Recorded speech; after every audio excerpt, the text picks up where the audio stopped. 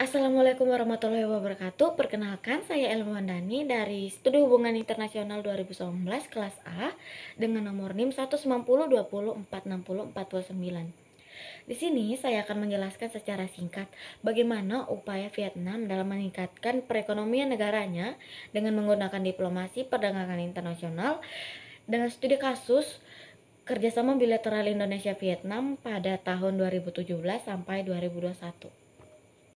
Jadi sebagai pendahuluan itu setiap negara memiliki tujuan yang sama, yaitu mensejahterakan rakyatnya. Sehingga sangat penting nih bagi setiap negara memiliki pertumbuhan ekonomi yang stabil. Pertumbuhan ekonomi juga menjadi sebuah indikator yang menjadi pencapaian pemerintah.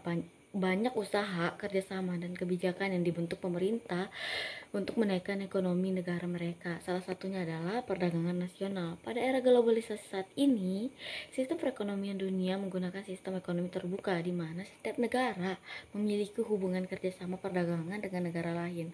Hal ini memberikan dampak persaingan perdagangan antar negara semakin menjadi kian ketat.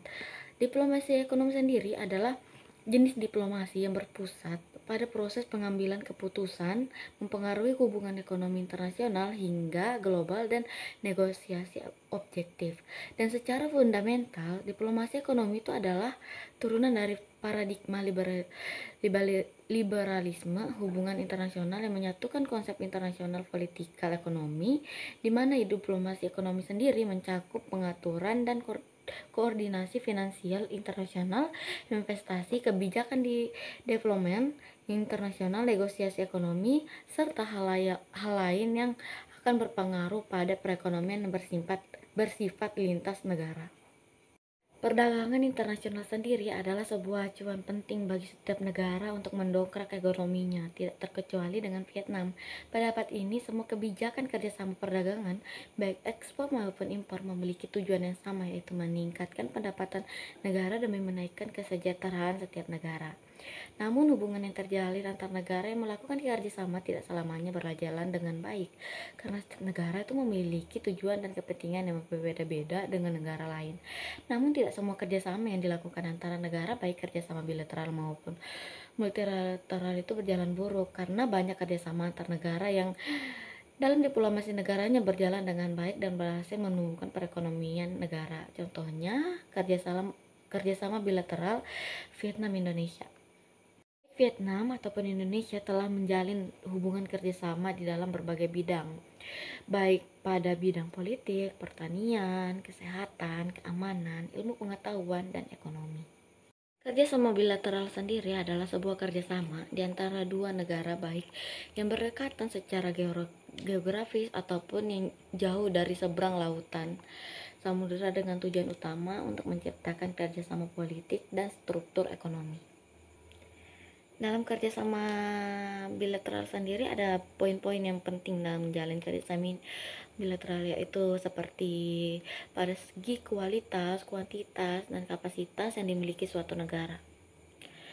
Kerjasama bilateral antara Indonesia dan Vietnam sendiri terus mengalami pertumbuhan walaupun ada hambatan dari COVID-19 yang terjadi baru-baru ini, namun tidak menghalangi kedua negara untuk terus melakukan kerjasama dalam mencapai tujuan mereka.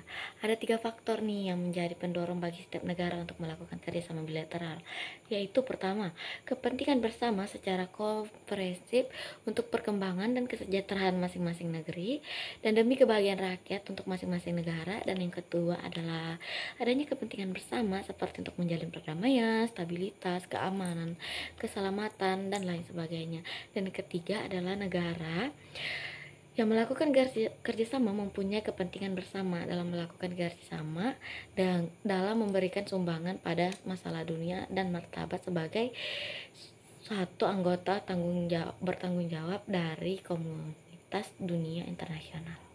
Hubungan Vietnam dan Indonesia sendiri telah dimulai pada tahun 1955. Bagi Vietnam sendiri, Indonesia memiliki arti yang penting untuknya karena keinginan untuk kerjasama dan meningkatkan perekonomian negaranya melalui perdagangan dengan Indonesia sangat besar. Tercatat sejak tahun 2014 hingga 2016, neraca perdagangan antara Indonesia dan Vietnam selalu meningkat secara bertahap, di mana pada tahun 2014 nilai perdagangan kedua negara ini mencapai senilai 5,87 miliar US dollar dan 2016 meningkat lagi menjadi 6,2 miliar US dollar karena adanya peningkatan yang signifikan yang terjadi pada perdagangan antara kedua negara ini. Akhirnya Vietnam dan Indonesia berencana untuk meningkatkan nilai perdagangan hingga mencapai 10 miliar US dollar. Dengan kondisi demikian, hingga saat ini kerjasama bilateral antara kedua negara tersebut terus berjalan.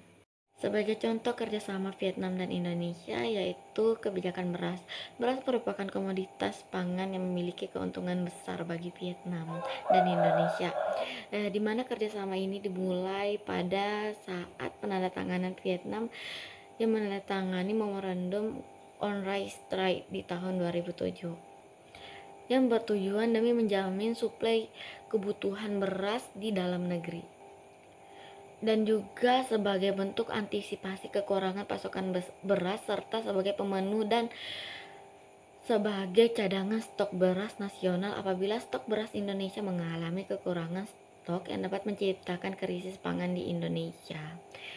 Di sini Vietnam bisa sampai mengekspor sekitar 1 juta ton apabila dibutuhkan.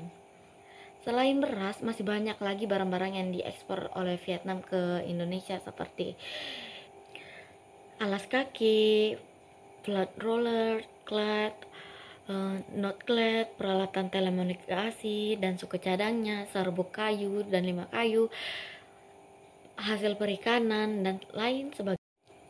Namun dalam menjalankan kerjasama bilateral ini tidak terus-menerus dapat berjalan mulus.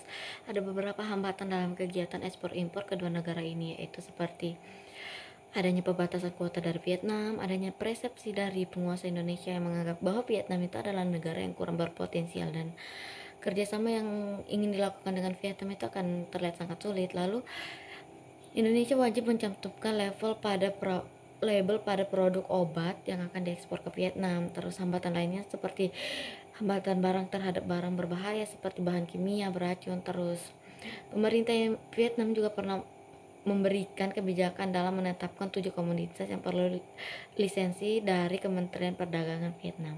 Itu tadi adalah penjelasan singkat bagaimana upaya Vietnam dalam meningkatkan perekonomian negaranya dengan studi kasus kerjasama bilateral Indonesia-Vietnam di tahun 2017 sampai 2021. Lalu sebagai tambahan nih dari saya, bagaimana tanggapan dan kesan saya terhadap mata kuliah Asia Tenggara. Menurut saya, mata kuliah Asia Tenggara ini menarik banget karena dengan metode pengajarannya dengan menggunakan webinar, tapi bukan webinar biasa melainkan webinar internasional, di mana dalam setiap seri sessionnya selalu menyajikan pemateri-pemateri yang tentunya menarik banget, bahkan dari luar negeri seperti Malaysia, Kambodia, Thailand, dan Brunei. Jadi bagi kalian yang belum mengikuti mata kuliah Asia Tenggara ini, wajib banget nih untuk mengikuti mata kuliah ini. Segitu saja yang bisa saya sampaikan. Saya Elma Wandani, saya ucapkan terima kasih.